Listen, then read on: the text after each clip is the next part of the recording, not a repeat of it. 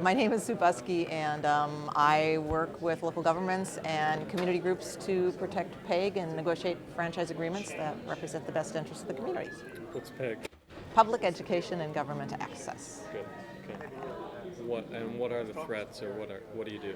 Well, basically, right now what we have going on is a shifting environment where traditionally it's been local governments, like in Iowa City, where the local government actually granted the franchise. They considered what was the needs of that particular community, and in that case it was channels for public education and government access use and funding for those channels, etc.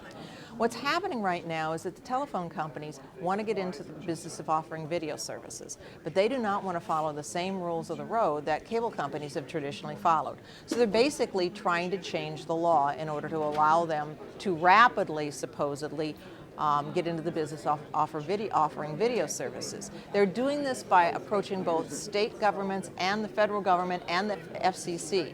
Over the last roughly 24 months, there have been bills at the federal level basically designed to remove from local governments and potentially even state governments the ability to grant cable franchises. At the same time, AT&T and Verizon have been going state by state, okay, and getting the state legislatures to change the law to remove from local governments the ability to grant franchises. Well, the reason we have PEG access channels and community media centers is because local government has had the authority to say this is something that meets our needs, that meets our communities' needs and interests. With that authority removed, you're removing a very large portion of the public interest obligation and the rent that the user of the public right-of-way is paying back to the community and to the public for the use of that property. So what we've had is a sort of an assault going on three levels. At the federal level, changing the law to federal franchising. At the state level, removing the ability of local governments to grant franchises and thus have it reside at the state level. And at the same time, in those state bills, put caps on the amount of channels, put caps on the funding, or eliminate any funding for PEG at all. And also at the third tier, in the third regime, going to the Federal Communications Commission and going through and working through a process there where the result has been a rulemaking that was issued by the FCC on December 20th, which basically removes the authority, changes the rules of the road for telephone companies, allows them to get franchises with a basically what's called a 90-day shot clock running, and sets one set of rules for telephone companies occupying the right-of-way, and it leaves the old rules in place for cable companies. Well, of course, then what's going to happen is the cable guys are going to go, me too. If local governments or state governments, whatever, can't require these things of us, the telephone company, then why do us, the cable company, have to do it? So that's the threat, and it's coming at basically from all levels. In most cities have had to provide service in the entire community, okay, to everybody who was willing to pay it, to put their wires in the streets and take them down the street, and if you want cable, you can subscribe to it, okay? What the telephone companies want to do, basically, is they don't want to have to do that. They want to pick and choose where they can opt to provide service to one neighborhood and not another.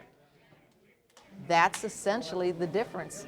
The difference we're talking about between the traditional method, which has essentially almost been a universal availability. Now, I have to put a little sidebar on that in very, very rural communities, or have been in traditionally a slightly different situation, because there's not as many people per mile and so forth. But so that's really the issue. Building out to the entire community, providing service to the entire community versus not having the obligation to do it under a franchise, no matter who grants that franchise, and that's what the telcos want to do. One of the things also in a lot of the state bills that are going on is that local governments in many cases have the ability to enforce, right now under federal law, they have the ability to establish and enforce local customer service standards, okay? What most of the state bills that have passed do is say those customer service standards no longer come into play.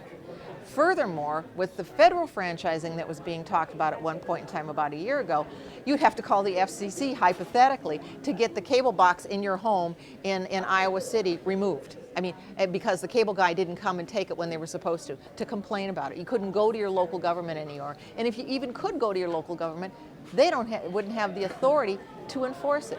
So again, you know, it's interesting because people who run on the conservative side of things tend to don't like the federal government meddling in their business, but in fact that is exactly what this federal and state legislation associated with cable video franchising that the telcos are trying to pass. That's exactly what it does.